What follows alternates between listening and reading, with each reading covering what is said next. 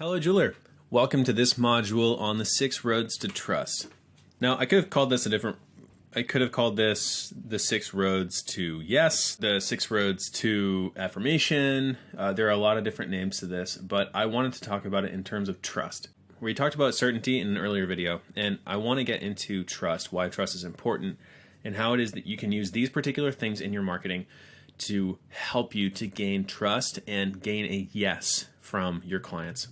So we're going to go over what are the 6 roads, then an overview of each one of those roads, and then number 3 is going to be the trust architecture, where we go over how is it that we use these 6 roads and what it looks like, and so we have kind of a framework of, okay, how do these things fit into the bigger picture of marketing in the first place? Why is trust important? Why is trust important? Well, 86% of consumers say that authenticity is a key factor when deciding what brands they like and support. 81% of consumers said that they needed to be able to trust the brand in order to buy from them. 81%. 8 out of 10. And it takes about 50 milliseconds, which is 0.05 seconds, for people to form an opinion about your brand online. That's really, really quick. Now, we talked about first impressions in the 3 certainties, how important first impressions are. And if someone gets a bad first impression of you, then it's not really, there's no use in trying to chase after them after that. They found somebody else. They had a bad first impression. They do not trust you. They're uncertain about you. And again, in 3 certainties, we talked about them being uncertain about you, your company, or your product, or your offer. Now, again, the jewelry industry can be a very, very uncertain industry. It's very easy to be uncertain about the jewelry industry because there's a fear of unethical practices, blood diamonds. You hear that probably a lot. People are afraid they're going to get ripped off because they don't know how much something is worth. They are afraid of not having enough money. They're not sure they can trust a website. 98% of people said they don't do business exclusively with jewelers online. So the 6 road to trust are the 6 things a person notices that makes them more certain about you.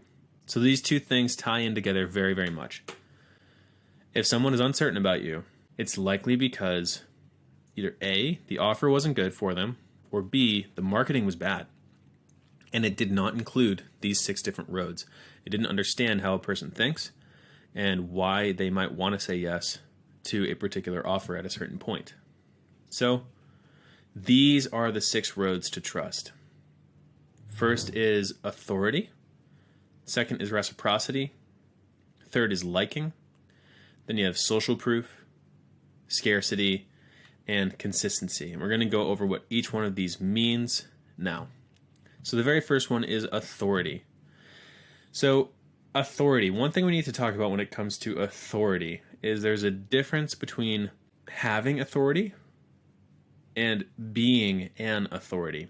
What we're talking about when we talk about authority is being an authority, not having authority. So having authority is because of a particular position. Having authority is having societal or systemic power over someone else. Being an authority is different in that being an authority is you have earned their assent to you as a role model in a particular domain. And so if you are an authority in the jewelry industry, that means that people look up to you for advice or for information about things relating to the jewelry industry. If you are an authority in baseball, then people look to you for information and advice about baseball. One thing that can influence somebody's feelings that you are an authority is your years of experience. How long have you been working or doing what you've been doing? People look for these kinds of things. If you're in business for 5 years, it's going to look a lot better than just starting out. If you've been in business for 30 years, it's going to look better than 5 years. If you have been doing this for 100 years, you have survived multiple recessions and even a depression, then you are going to look better. Your business is going to look better. It's going to look more certain than one who has just started. Now, that's not the only thing that comes into play. So we're going to get into the other roads, okay?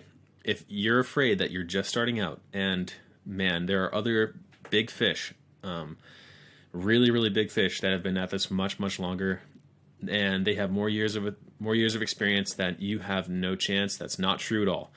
Again, there are other ways to gain trust from someone and their assent to yes, and to want to say yes to you and to doing business with you to make them more certain than just years of experience. And we'll get into those later. So what's another thing that will increase someone's seeing you as being an authority? Your ability to teach on the subject. If you can teach on a particular subject, you are an authority. If you can teach on gemology, you are an authority on gemology to someone who cannot teach, someone who doesn't have that ability. If you can teach on metalworking, you are an authority. If you can teach on sales, you are an authority on sales, or people will see you as having authority in that particular domain. And they will look to you as someone who is an expert in that regard. If you're the go-to for answers or expertise. So actually, I have one of my clients, several of my clients are like this. If you're the jeweler that other people see as, and specifically other jewelers, if you are the jeweler that other jewelers turn to for expertise, or you're the jeweler that other jewelers turn to for answers, then you will be seen as an authority. And if you can flex that in some way in your marketing, it will help for others to also see you as an authority. For example, one or two of my jewelers that I've recreated their websites for, I've helped them to do marketing as well. They are given jobs, repair jobs or custom jobs by other jewelers. So in the area, they are the best custom jewelers in their areas. One is in Colorado, one of them is in Kentucky. The jewelers that surround them will bring them jobs that they can't do, and then they will simply put an extra charge on top of it so that they're still making a profit off of the sale from their customer. So a client comes into store A and they say, I want this done, and they can't do it. So they bring it to store B to do it. And then when it comes back to store A, it gets back to the customer, and store B makes a profit on it. Store A makes a profit on it because they've outsourced it to store B. If store B is the one who's truly doing the work, they will be seen as being an authority in that particular domain of work. And so I have a couple customers, a couple of my clients, my jewelers that I work with, who over time, the clients learn that, hey, the store that I'm going to isn't actually doing the work. It's actually this jeweler. And so instead of doing business with the person who's not an authority, I'm going to do business with the person that is. And over time, without them having to do any other marketing than doing the work or being better at creating custom jewelry, the customers end up coming over and doing business with them instead, and abandoning the other jeweler who's just not as good. And also, if you have the ability to critique others' work in the same field, so you have the ability to say, yeah, the way that person did their prongs is not safe. That diamond's going to come loose, or that is so thin and brittle, it's not going to last very long, or that is an amazing job, how they did that. I'm very impressed with how they did that. If you can critique somebody else's work in the same field as you, to an outsider, that also gives you authority. It makes you look like you have authority. So these, and you can think through how are different ways that I would be able to flex this in my marketing and use this in my marketing. And then number 5, and this is one that I like to shy away from. People are not quite as keen on seeing you as being an authority on something because you have a title or a degree, but they still will, but just not as much as the other stuff. So it is true, if you have a degree from a particular place, then people are going to see, if you have a master's in gemology, you have a master's in, if you are a goldsmith and a silversmith and a platinsmith, and you have, X number of years of experience, then people will see you as being an authority in a certain way. It's not as important. It will help you to be seen as being an authority in some regard, but it's not nearly as helpful as your expertise. Not even close. If you're able to do something that others can't do, even if the other person has that title or degree, if you can do something better than them, you will be seen as being the authority. We've all heard of people who study a particular subject and they get out into the field and they're just not as good as those who have actually been doing it for many years. Years of experience and your expertise on something is always going to trump your titles and your degrees, especially and even in the eyes of your clients and your prospects. However, if you have both of them, you have expertise and you have years of experience and you have some sort of title or a degree, people will see that as bolstering it and helping them to understand why you're so good at what you do. Next is reciprocity. So the reciprocity comes from the reciprocity principle. Reciprocity principle states that basically people who are given something feel like they should give something back. So if you get a gift on your birthday from John, you're going to feel like on John's birthday, you should give him a gift too. And there was even an experimenter who did this. It was a professor who decided that he was going to send Christmas cards to 100 strangers, perfect strangers. He had no idea who they were. They didn't know who he was, just to see if they would reciprocate. And what ended up happening was that the majority of the people who got a Christmas card from him sent him Christmas cards having no idea who he was, because they felt that, hey, we got a Christmas card from him, we should probably send him one back. Now, this plays a huge role in people's decision making, in whether they're going to say yes or say no to something. And so if you can make them feel like you've given them something, then they will feel indebted to you in a way and like they owe it to you, in the sense that you've earned it. You've totally earned it. Or in the sense that they need to pay off a debt. And so some ways that we can instigate this kind of reciprocity principle in our prospects is giving free samples or giving a free gift, and without expectation of a return. The more stuff you give away, and especially this is so important in marketing, and this is the people who really, really are successful. People who are truly successful at marketing understand what giving away something free looks like, something that's truly valuable. And I'll talk to you about value content, value media, value videos, and all that kind of stuff. But the principle is, when you're giving away something valuable, and this is going to sound extreme, but basically, when you give away something valuable, you want it to be so valuable that if someone weren't to come away from watching or getting that particular gift, if they came away from that and said, that was lame, or I don't know why I looked at that or watched that, or I don't know why I got this. This is dumb.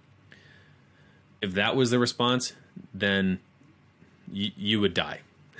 You want to be so sure that what you're giving is valuable that they will, with 100% certainty, come away saying, wow, I am much better now for having watched that, having gotten that.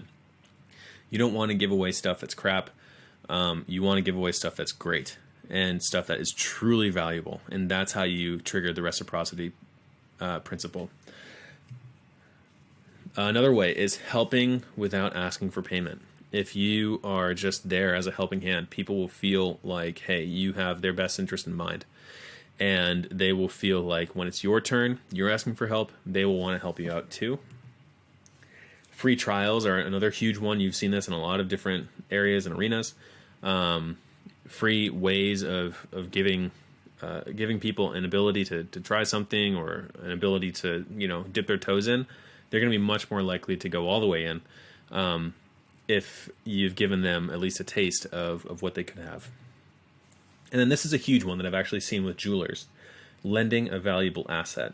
So there are a couple higher end jewelers I've worked with who have clients that want to buy from them online, e-commerce, and they need to send them, and they actually have the option of, hey, you can try this on in your home if you want to. Yeah, I live in California, and you live in New York, but you want my particular piece of jewelry, but you're not sure if you want it or not. I'll ship it to you, and you can try it on, and if you like it, then you can have it, and you can pay me for it. If you don't, then send it back. When you show someone that level of trust, then they feel they have an incredible amount of certainty about you, an incredible amount of certainty about your business, and an incredible amount of certainty about your offer or your product, because you have just shown them a giant leap of trust, and they will feel like they need to reciprocate that trust in trusting you, and it'll make them much more likely to say yes to buying from you. And a great example of this is there was a guy who was a traveling fire alarm salesman, and he would actually go door to door, and he would ring on people's doorbells, and then he would go into their houses, and he got this reciprocity principle in a very interesting way. So he had a trainee with him, and his trainee was taking notes on what it was that he was doing that made him such a great salesman.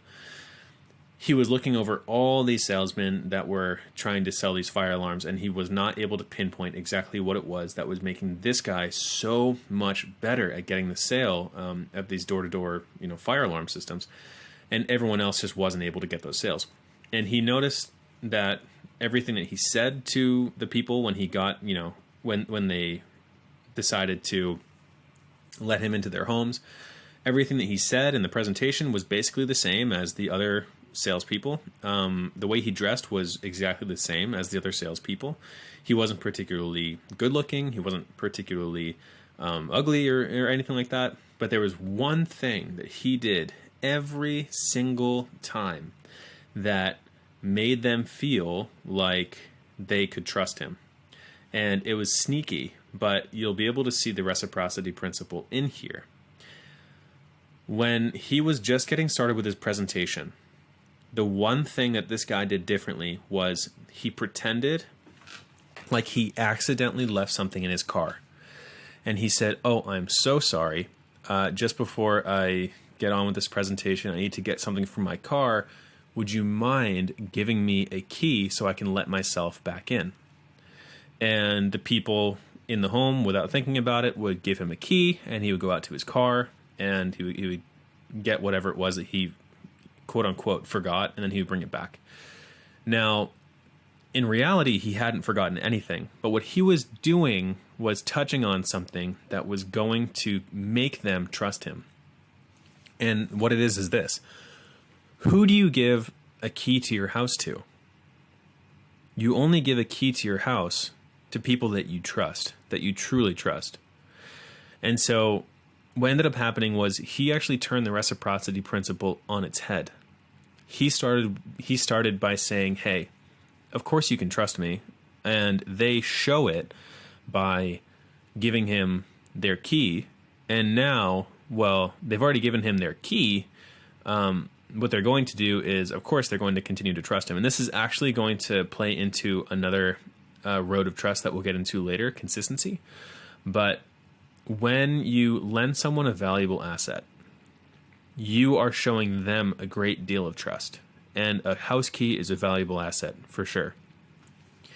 And not only does it play a role in that other person trusting you, but it actually does play a role in you trusting them too. It changes the way that you see them. And so the reciprocity principle can be used both ways. Now we're going to get into liking. So liking, this is crazy, but if you ask a lot of salespeople what it is that makes one person a better salesperson than another, you'll say they're more charismatic, they're happier, they're better, they're just natural born salesperson, blah, blah, blah. And while all that can be helpful, the true determining factor was liking. And what a lot of people would imagine that means is, okay, so people who like salespeople, so if you're a salesperson and you're likable, more people are going to want to buy from you. But in reality, when they studied this, that was not the case. It was not liking the salesperson, but rather the other way around. It was the salesperson liking you. So if you walk into somewhere and you can tell that the salesperson likes you, they truly enjoy being around you, that creates an incredible amount of trust. And so if you can use that in your marketing so that they feel like not only are you trying to sell them something, but you really do have their best interest in mind, and you like them enough that you're not going to offer them crap, they will trust you. And so a couple ways that you can indicate liking would be admiration. If you admire them, you show that you admire them. There are just a couple great, amazing, charismatic leaders who are just fantastic at this. They are huge on stage. They're gigantic leaders, and then you meet them in person. And I know Bill Clinton was known for this, for being fantastic at this, at making you feel like, yes, I'm the president of the United States, but when I shake your hand, I admire you. I recognize you, and I want to hear your voice because I like you. And that sense of liking won him the hearts of many, many, many people.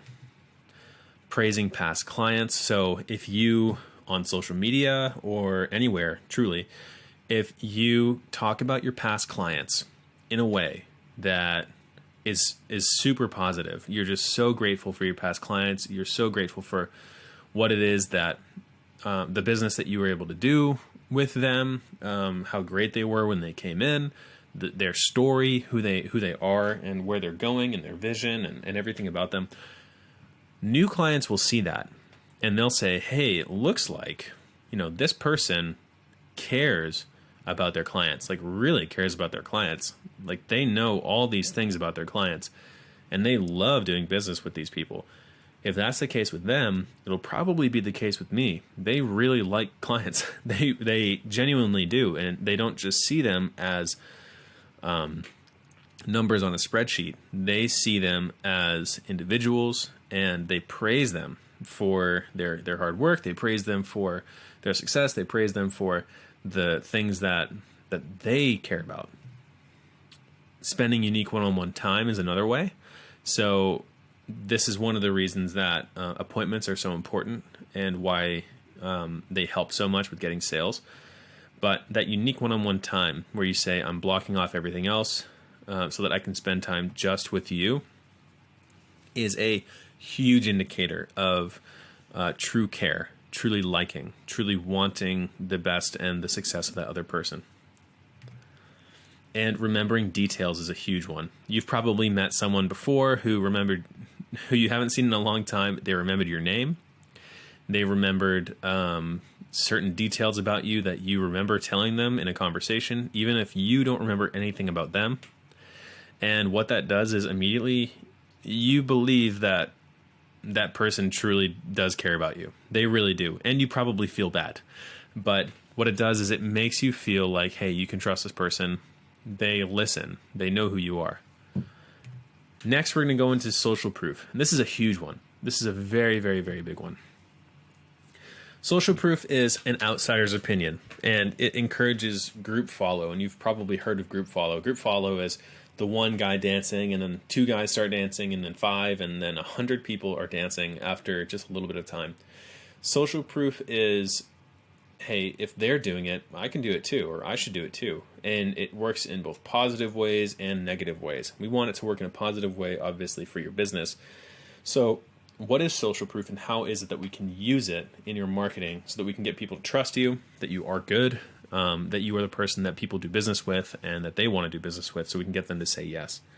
So one really, really powerful way is referrals.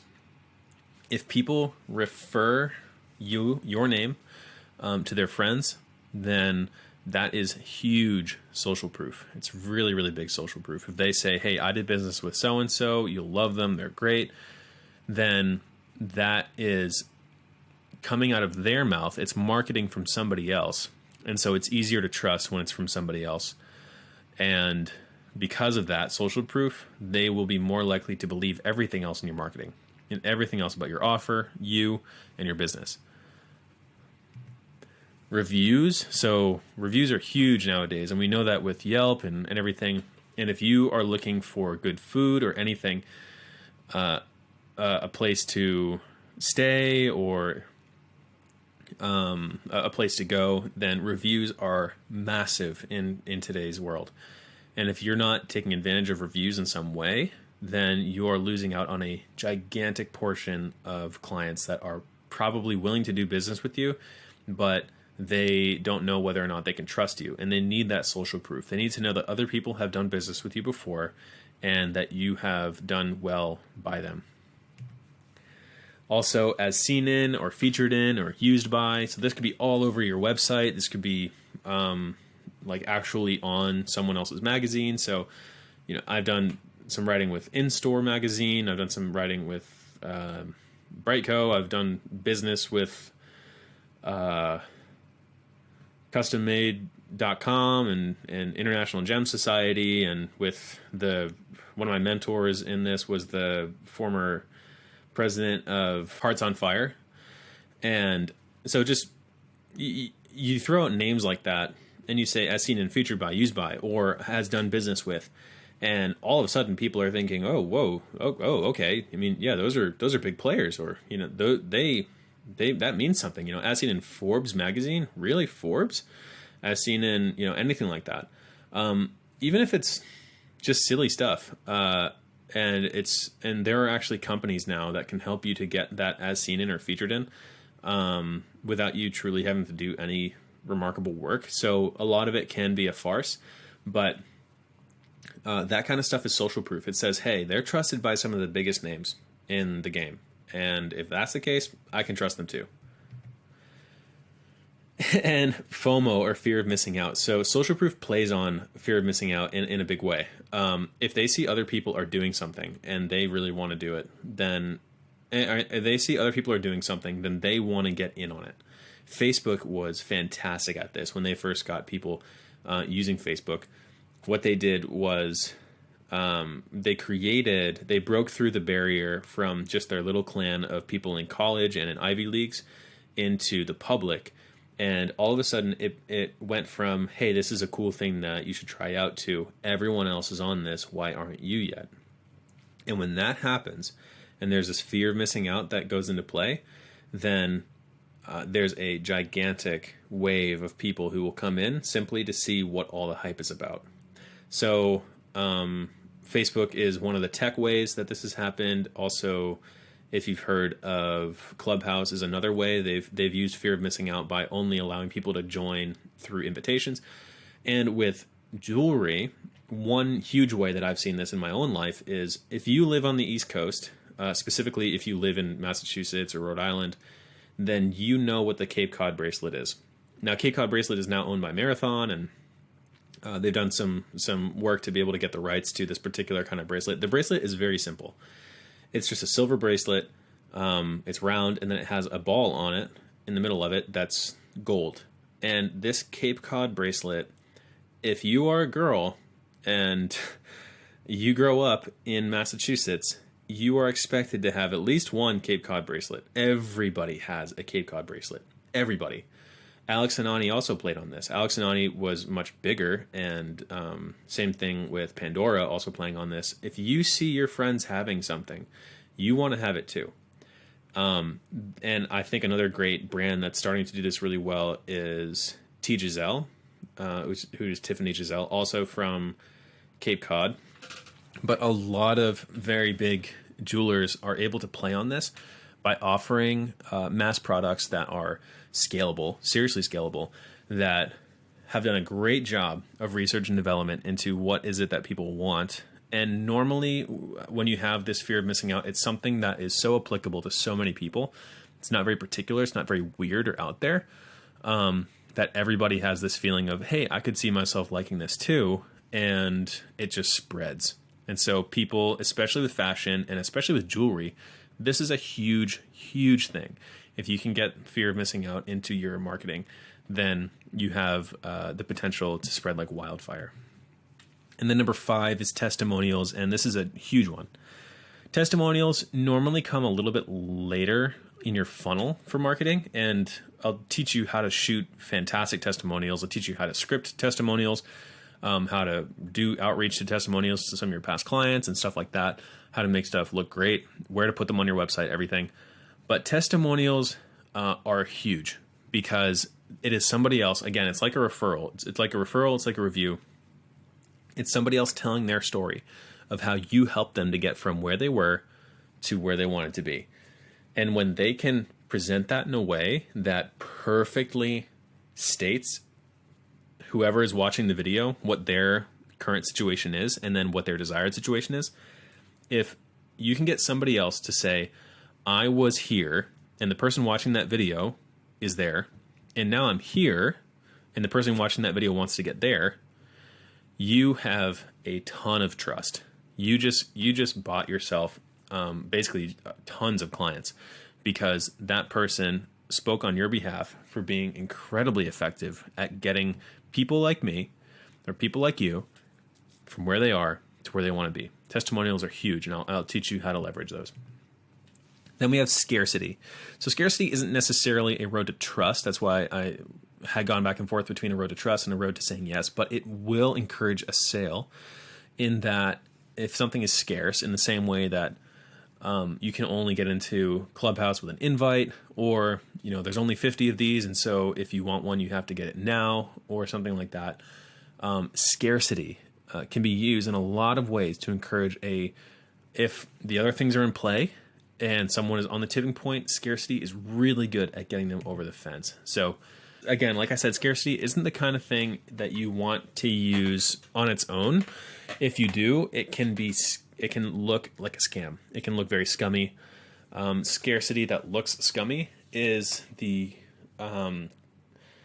countdown in the top of the screen. In the same way that social proof that looks scummy is the person on the bottom, like the little people that are popping up at the bottom of a website that say, so-and-so just bought a product from us. If you've seen something like that before, it's a scummy way to do social proof. Scarcity can be very scummy too, and you can really mess yourself up by doing scarcity improperly, but I'll teach you how to do it properly so that you're doing it in a way that's ethical, in a way that is actually encouraging trust, encouraging certainty about the sale, and wanting to do it now because you're being truthful about it. So one of the things you can be scarce about is price. So if something is on sale, for example, then there is a scarcity about it because sale implies short amount of time that it's going to be available like this. For just a short amount of time, it's 20% off. Black Friday presents a huge scarcity in both price and a scarcity in time.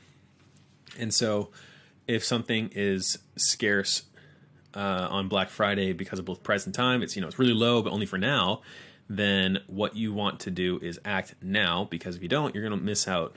And Black Friday deals are a great way to get a lot of sales in a very short period of time because people are trained to spend money then. You could have a stock scarcity. We only have 5 of these. We are not going to be making any more. Really high-end cars use this all the time. In fact, a lot of cars are sold out before they're even produced or even released. Or even shown at auto shows because they've reached out to people who they know are going to want to buy them, and they've been totally sold out. You cannot buy them. In the same way, if you only have a limited stock or a limited availability at a certain time, people will want to jump on that now, saying, hey, I better get in on this before it's going to take a lot longer for me to be able to do that. Time limit. Again, like with Black Friday, if there's a countdown, there's, 7 days. For 7 days, this is going to be at lesser price. Or for 7 days, this is available. And then after that, that's it. There are no more people being let into this offer. No more people are going to be able to sign up for this. Time limit is another way to create scarcity. Rarity is another way to create scarcity. For example, the rarity of a particular kind of gem or diamond or a particular kind of ring, calling something one of a kind is another way to create scarcity as well. Unique. And that kind of language promotes a feeling of scarcity. There's only one. I need to jump on this now because if I don't, someone else might. and past scarce moments. So another way to promote scarcity is basically to look at other times where you have been scarce in the past and say, if you can show, things that were rare and you had a limited stock on them and you have them showing on your website, or, people see something really desirable and then it says sold right underneath it, or people have an entrance to something and it says sold out. Now they're going to be trained that, man, as soon as this thing opens or as soon as the next thing is available, I need to jump on that opportunity immediately, because they've been trained that this business is serious about saying that there's only a certain amount or there's only a certain deadline, and I need to meet that deadline. And then last is consistency. Now, like we talked about before with consistency, if you give someone a key to your house, you're going to want to be consistent, and you're going to also trust them for taking their fire alarm. And what's crazy is that guy who would ask the homeowners for their key got substantially more sales than anybody else, and that was the only thing he did differently. So people want to be consistent with themselves, and so consistency plays into a concept called people like us. So people like us, who is it that you walk with? Who is it that you talk with? Who is it that you associate yourself with? And when you think of yourself, what is the story that you're telling yourself? So people like us. I'm an entrepreneur. I work for myself. I don't take, I don't have to answer to anybody. I can decide when I work, what I work on, and this is my life and I'm the one in charge of it. That is a story that you tell yourself. And people like us that are entrepreneurs, that are like this, like that, we act in this way. If you can understand the story that's going on in somebody's head, and you can understand who the people like us is that they're talking about, then they will want to be consistent and say, yeah, people like us bought XYZ, I'll buy it too.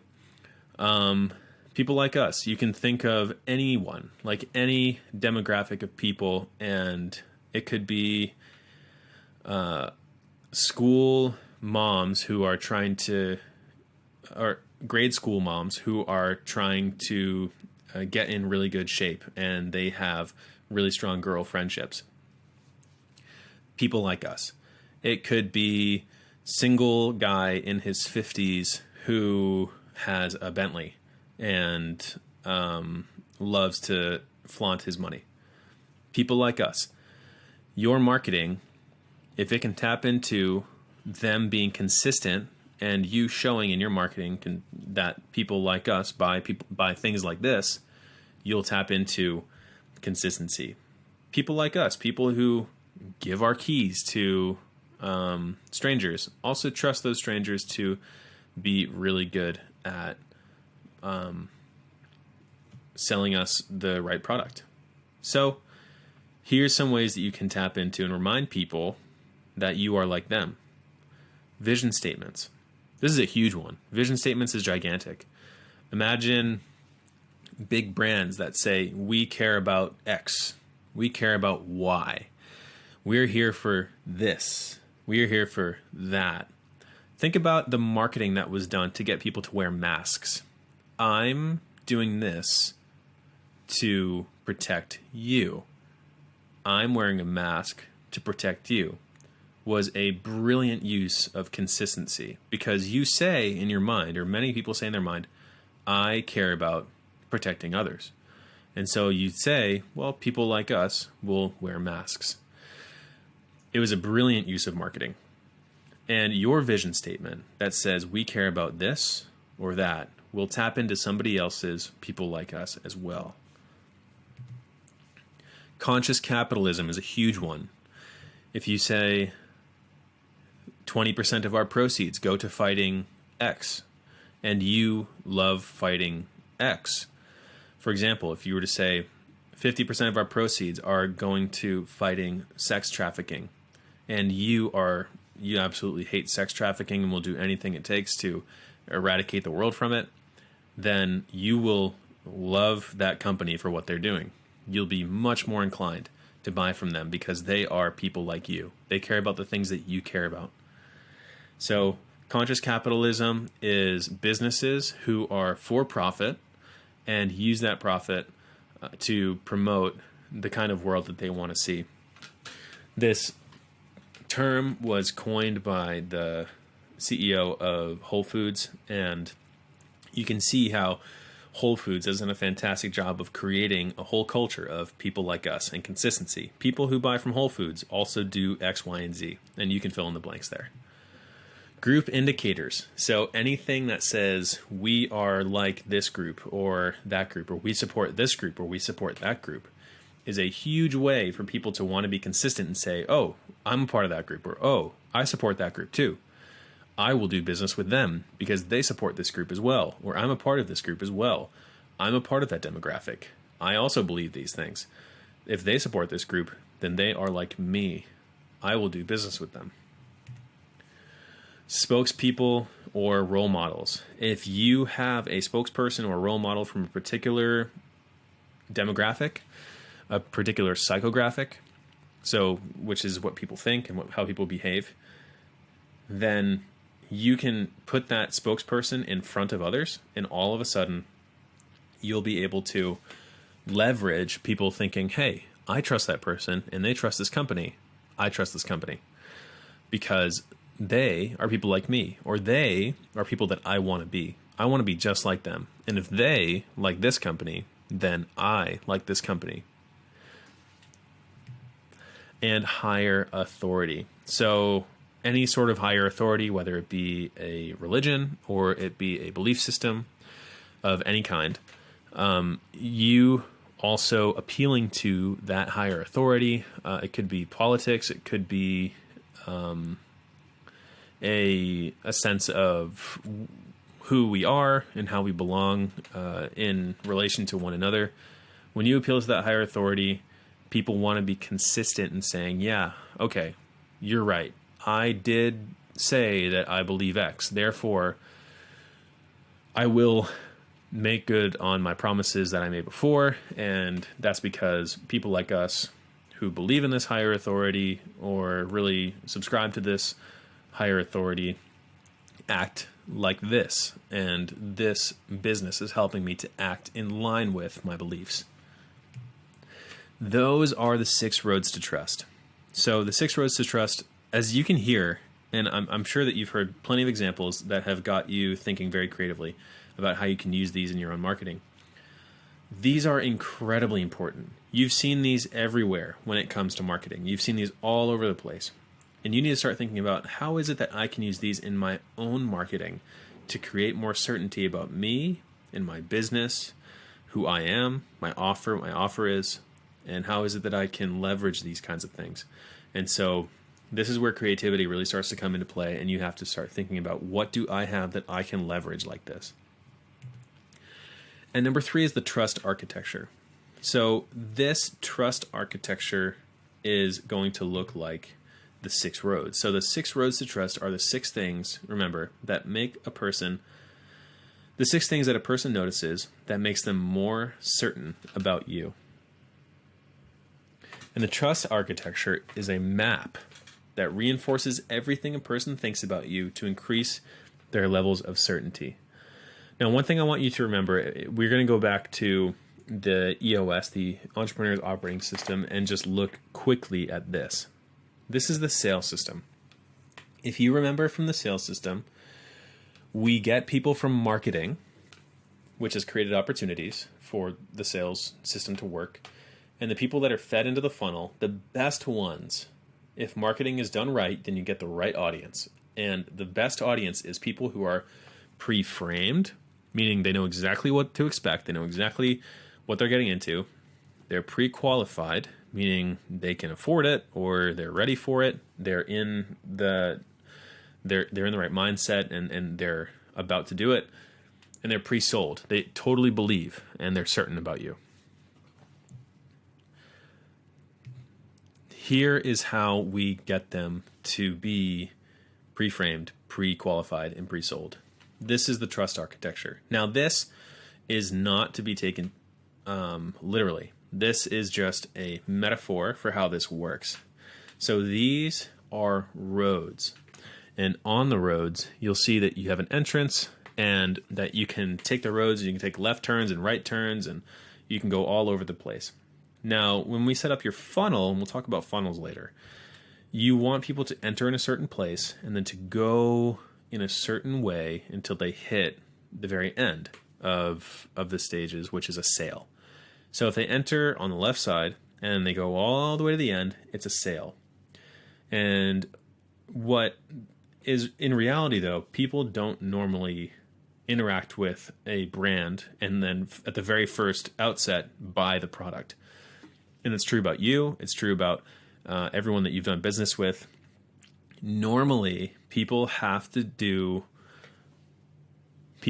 have 7 interactions with a business or a brand before they actually start, before they do buy something or they do convert, as we say. So what ends up happening is normally they enter in a certain place and then at a certain point you lose them, or they go a different direction, or they are busy and they need to shut their phone off, or there's just something else that they have to do. And so you don't get the sale at the very beginning. So what we do is we pick up at a different point and we drive them in another direction towards a sale. It actually could be the exact same entrance. It could be the same ad that got them the first time. It could be the same way that they came into the funnel the first time. But at the end of every single one of these, we ultimately want there to be a sale available for them so that no matter where they are, no matter where they're entering, no matter where they are in your marketing, no matter where they are on your website or your social media, they always have the ability to take the desired action that you want from them. And all over the place, on every single place that they interact with you, they are met with the 6 roads. So, as you can see, we have social proof in here. We have authority, reciprocity, there's consistency, and then there's scarcity as well, and liking. And so what we do is we fill all of our marketing, we fill all of our websites, we fill everything we do with the 6 roads to trust, so that no matter where they are, they always have a chance of being pre-framed, pre-qualified, and pre-sold, so that they trust you and that their certainty, their levels of certainty are going up. We want everything you do to be saturated with as much of this as possible. And we want every single avenue to eventually lead to a sale. And so I'll teach you how it is that you can structure your funnels in that way, how it is that you can market people so that you get them perfectly going down the right path, making sure that they're getting hit with consistency and your authority and social proof, and that you like them and that they're being consistent with who they truly are. And they feel like they owe you because you've been so good. And so they have the reciprocity principle and they better act now. So there's scarcity as well. I'll teach you exactly how to do that. I know exactly how to do it. I've done it before. We've seen some massive success in being able to do this. This is why we're able to book more than 30 appointments every single month with my own family store. And I'm going to teach you how it is that we will build this into your marketing as well. So the trust architecture, again, is a roadmap that reinforces everything that a person thinks about you to increase their levels of certainty. And one more, I'm not going to call this necessarily a road of trust, but one more thing that we need to touch on that you see all over the place in our trust architecture, and that should really be given its own video to talk about, but that you have already witnessed, is this: frequency. The more a person sees of you, and we've already talked about the fact that normally someone needs to have 7 interactions with you, but the more that a person sees of you and the more of the indicators of trust they see from you, and they see more authority, they see more social proof, they see more reciprocity and free things being given to them, and they feel more indebted to you. It always helps. And so you'll see that the trust architecture takes advantage of frequency. We want them to be frequently hit with plenty of reasons to be certain about you and to be able to trust you. And so the 6 roads to trust are the 6 things a person notices that makes them more certain about you. And those 6 roads are authority, reciprocity, liking, social proof, scarcity, and consistency. And again, they help people to get more certain about you, your company, and your product or your offer. Those were the 6 roads to trust. And if you have any questions or comments, then please feel free to reach out. And I look forward to seeing you in the next video.